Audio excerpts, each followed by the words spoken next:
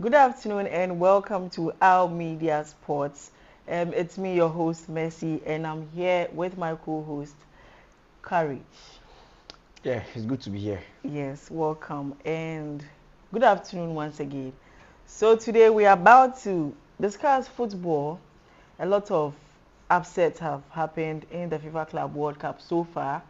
A lot of shocking revelations have come up and some progress has been made. They have completed the knockout stages, and the next set of games are the sorry.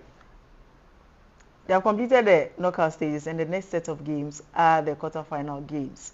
Now there are 8 teams, that are set to play in this quarterfinal tournament. Now I want to hear from Courage what he thinks about the game so far. You know, playing in 32 teams for the first time, expanded version, the weather conditions, the shocking events. What is your general overview of the FIFA Club World Cup so far? It's been quite impressive. Not that much, but it's okay. Especially with the weather condition, it'll be very, very bad. You see, there are times teams have to go back to their tunnel to wait for a while for the weather to become more conducive before they come back, and then that actually inspired the game between Chelsea and then Benfica. That really inspired Benfica to come back from a goal down to equalize, and then a lot of drama and stuff. You see, football is played based on morale and then tenacity. But then if a team is down by a goal or a team is losing, and then suddenly nature happens, and then you need to go back to your tunnel, rethink, and then you see the team comes back with a lot of energy. Yes. You see, so it goes in the disadvantage of some teams, and then also advantage with some teams also. The game against Chelsea and then what do we call it, Benfica, prime example. I was yes, that was too much. Yeah, started a game a day and then ended in the next day. The next day. You see, yeah. So it's been good and bad. The good side is we are beginning to see the boys settle from the men, and then it's good to see a Saudi Pro League in there among the top 8 as we speak, and then also the Southern American teams. Testament that they are doing very, very well. That league is doing very well. And then 5 European teams as well. Exactly. Yeah, so it's been up and down with all. We appreciate whatever they are putting in their efforts. Yeah, we are getting to know more about teams not at large. Yes, and we are getting to know more players as well, because this tournament is able to discover players like Garcia and the likes. You see, if not for this tournament, maybe they wouldn't have gotten. Garcia has really shown out. Yes. You see, if not this tournament, you would have noticed them. Maybe preseason somewhere they will play 1-2 friendly matches, but this is more than a friendly match. It's a competitive tournament. Yes. You see, so there are no gambles in there. So it's been quite impressive so far. Okay, so quite impressive so far. I want to hear from you what you think about the FIFA Club tournament so far. From the group stages up until the knockout stages. We are heading into the quarterfinal, the semi-finals. Then we go to the grand finale. Now, for these quarterfinal matches, there's a lot of expectations that people are making a lot of analysis. People are, talking if this team and then this team plays, this is going to be the scores, and then they advance. Now, looking at the game between Fluminense and Al Hilal, I don't know where the scoreline is going to go with that particular game, but what do you think about that game in particular? Squad-wise, which is on paper, the football you have on paper and then on the field. Yes.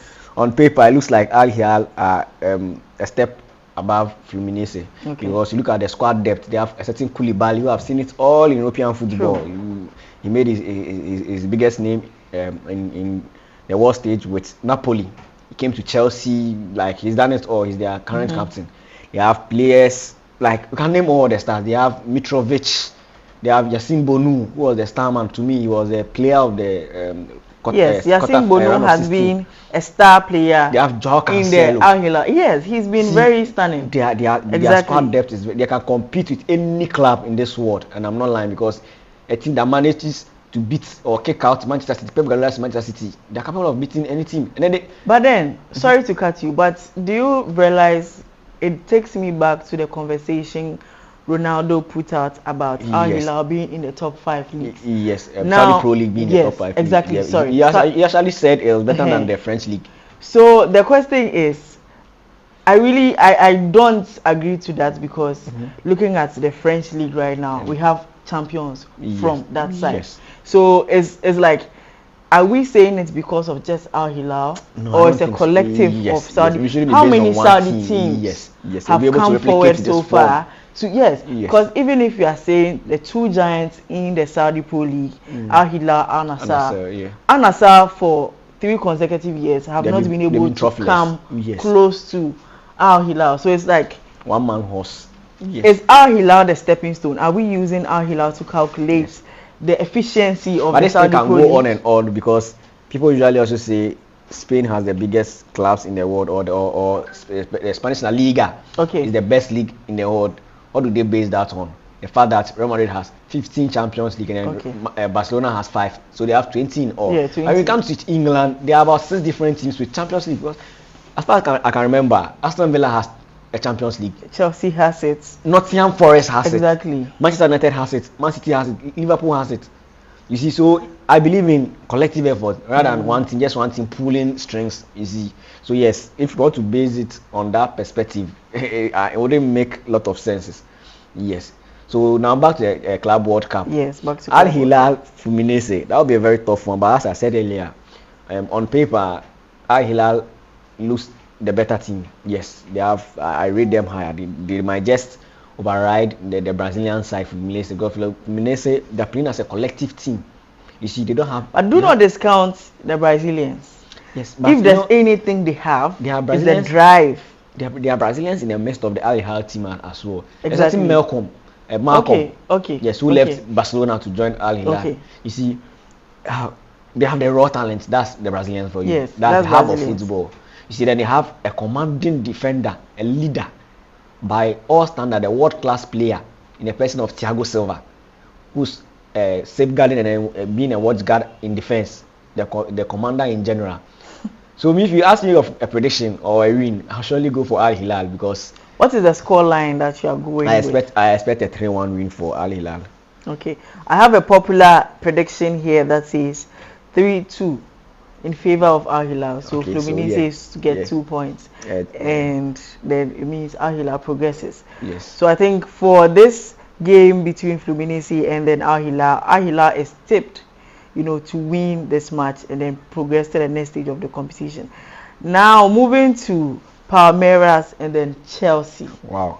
We have South America and then Europe. Yeah. What are the expectations for this match? Do you have any anything that you are looking out for especially? All eyes will be centered on one player, one very player, who is a youngster, 17-year-old, who is yet to even reach 18, whose name is William Estevao. Okay. He's been bought from Palmeiras to Chelsea for a record fee. He started to be the most skilled player in the Brazilian league after Neymar. So he's been the heir to Neymar. Everyone is saying he will be the next big thing to happen to Brazilian football. Then I've watched him carefully, especially in this particular tournament. Okay. He's not doing bad. Not bad for a 70-year-old. Yes. But then in general, will this Palmeiras team be able to stand Chelsea? Yes, it's what I really can't get, because truth be told, Chelsea has a formidable, team. They are still adding their form is, if there's one thing Chelsea is known for, is adding on squad. Every season they just registered Joao Pedro. Every season, right? Chelsea is looking at building their squad. Every season, there's this running joke that says that the locker room of Chelsea after every transfer market is very loaded, and it's true. Chelsea always has someone they want to sign. Chelsea always has that going on for them. Yeah. But does that level of investment, does it replicate in the team effort? Does it show on field? The reason Chelsea are playing this Club World Cup is not because of what they've achieved in the past 2-3 years since the takeover of their new board. The Brazil US investors, Todd Boehly and Co. is based on what they achieved in 2021. 2021 they won the Champions League, and that's the True. ticket. That will give them a ticket to participate in this particular. But then 2021, who were the players in charge? A certain Thiago Silva was there, Sluqueta. The only constant player who remains in that team is currently Reece James. From the Reece has also been constant in the Chelsea team. Yes, he's the current captain. Yeah. The only constant person is him. Then he was part of the team that won the Champions League in 2021. Now got the chance to play in the Club World Cup right now. So Palmeiras versus Chelsea, it will be a very tough one. The last time Chelsea lost in this particular tournament was against a Brazilian opposition. You see, okay. So it will be a very dicey one. But I think Chelsea will take it very, very personal because they want. See, they've eliminated Man City from their way. True.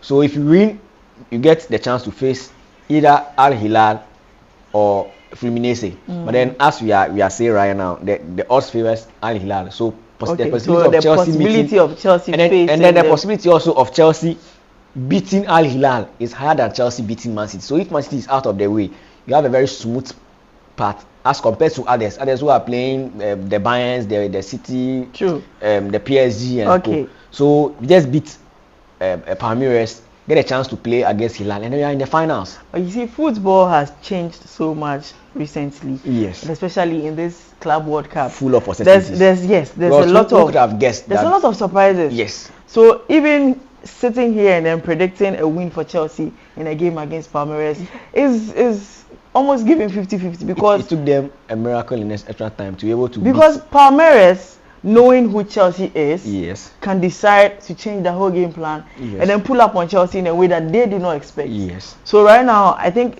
the more heat is on Chelsea to yes, show a stunning performance. Yes. Else, Palmeiras will just sneak one in like they have throughout the whole tournament. Yes. And that would be a very big upset, but that will also make another statement. Yes. Imagine Palmeiras making it to the next stage of the competition.